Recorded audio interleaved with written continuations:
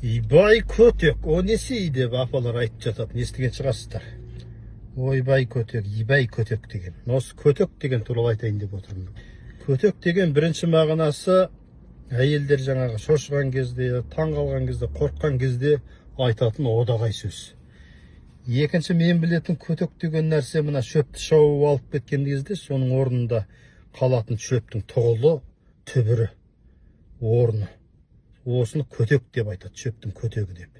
Ал үшінші мағынасы көтек деген сөздің.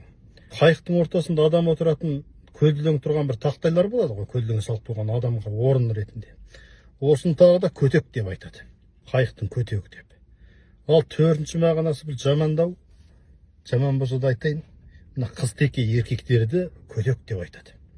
Көтек сияқты қалай деп, мына майысып деп.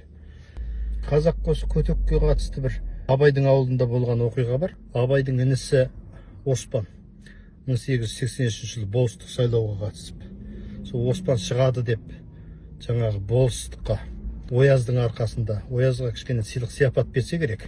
Сөйтіп сеніп отырған кезде қарсыластар жеңіп кетіп, басқа біреу сайланып кетеді. Сол кезде жаңағы сияпат алып алған Ояздың әйелі сеніп тұрған ғой, енді Оспан шығады деп. Орыс әйелі. Как так десе керек. Соны қазақтар кейін жырғып айтады дейді. Оспан жеңіліп қалған кезде Ояздың әйелі көтек деп айтты. Как так дегенді көтек деп айтты. Қазақша деп оқып қалса керек. Осындай бір қызық әңгіме болған ағайын.